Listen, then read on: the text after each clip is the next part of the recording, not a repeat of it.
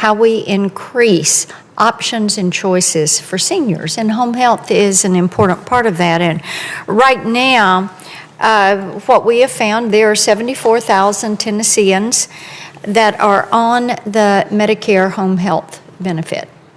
87% of those Tennesseans have 3 or more chronic conditions. So these are complex medical conditions, and they require a high quality home health care.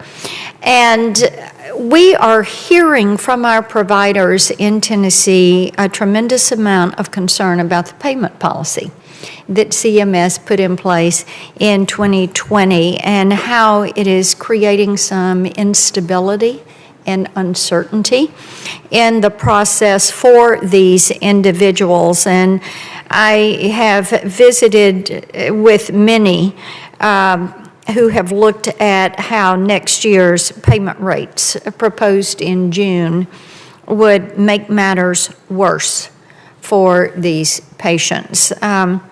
And as we have discussed today, and as you all have discussed in your testimonies, seniors want and deserve the ability to be able to stay in their homes. But you look at this payment policy, and then you look at this historic inflation, and also the workforce challenges that we have, especially in rural areas. And you can see that this is creating what will end up being a perfect storm in the most negative sense for many seniors with complex medical issues. And Mr. Chairman, I will tell you, I think CMS should have been at this table today to talk about this payment policy and about this proposed rule. So, Ms. Edwards, let me come to you first. Just for a moment, talk about what would happen to your agency if this rule were finalized and put in place. Yes, thank you for the question. If this payment policy goes through with additional reductions, I have no doubt that our agency would probably have to close. We've already reduced to the bare minimum that we possibly can right now, and much further would indicate a closure. Yeah, you can't work without making some money. This is it, friends. President Biden is now being urged to take action. Many lawmakers and economists are preparing a government shutdown to occur next week. However, a continuing resolution bill may be passed soon after. But Democratic lawmakers will have to make major concessions so that the U.S. government will not remain closed.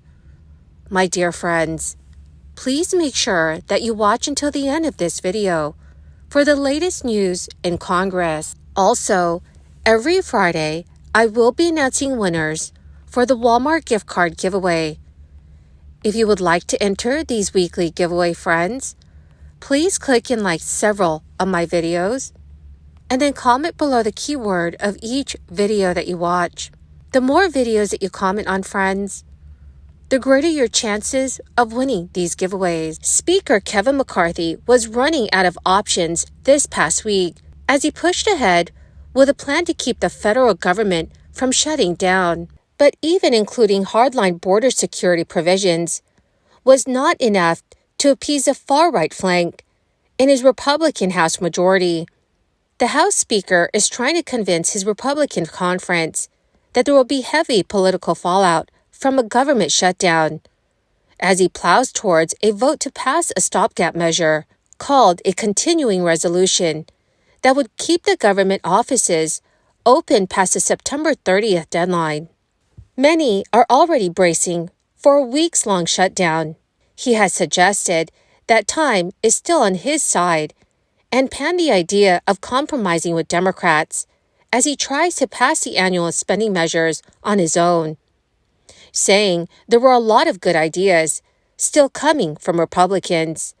But there is also no hope of passing all of the appropriation bills on Congress's agenda. Even a defense appropriations bill, usually an easy lift with Republicans, has stalled in the House. The Speaker, on a call with House Republicans, pitched a one-month funding bill that was negotiated between the hard-right House Freedom Caucus and a group of conservatives known as the Main Street Caucus. Kevin McCarthy called the package a bottom-up approach. It was intended to win support from the conservative wing of the Republican conference by cutting last year's overall spending levels by 1% and including a slew of Republican proposals. But in order to protect current spending levels for Republican priorities of defense, veterans, and disaster relief, it slashes other spending by more than 8%. With the Senate controlled by Democrats, who along with some Republicans will accept the conservative options, the best hope that Speaker McCarthy has at this point is to simply pass a measure to kickstart debate with the other chamber. But even that route is doubtful, with time dwindling, and McCarthy struggling to push his conference to avert a shutdown. Democrats have struggled to understand how job growth can be stellar and unemployment close to record lows. Yet President Biden's approval ratings remain stuck in the low 40% range. An even smaller portion of Americans approve of Biden's handling of the U.S. economy. The Census Bureau may have solved the mystery when it released its annual update on income and poverty earlier this month. The median U.S. household income in 2022 was $74,580. That is a drop of about $1,750 from the year before. And income in 2021 dropped $330 from the year before that. Compared with 2020, when Biden won the presidency, household incomes have fallen $2,080, or 2.7%. Those numbers are adjusted for inflation, so they reflect real declines in living standards. Inflation is the main culprit. Nominal wages have risen, but inflation has risen even more. According to several experts, the rate of inflation surpassed the rate of pay increases, so that the income of most households did not buy as much. Americans noticed this decrease, and as the polls indicate, they did not like it. Voters clearly blame President Biden for inflation that reached a peak of 9% in June of 2022. It is now down to 3.7%, a considerable improvement. But Biden's approval rating has not improved as inflation has come down, which indicates voters are still feeling the pain of inflation.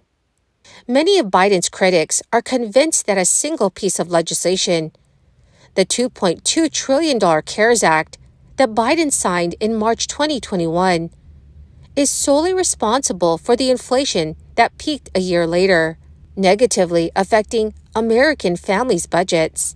Yahoo News says that is not completely true. Starting in 2020, Congress passed $6 trillion worth of stimulus. In total, all of that money, gushing into the U.S. economy, likely did affect inflation. But it also rapidly popped the United States out of recession and fueled the strongest recovery of any advanced nation. Well, my magnificent and most marvelous friends, that is the end of my daily stimulus update video for today. My dear friends, if you would like to enter these weekly giveaways, please click and like several of my videos and then comment below the keyword of each video that you watch.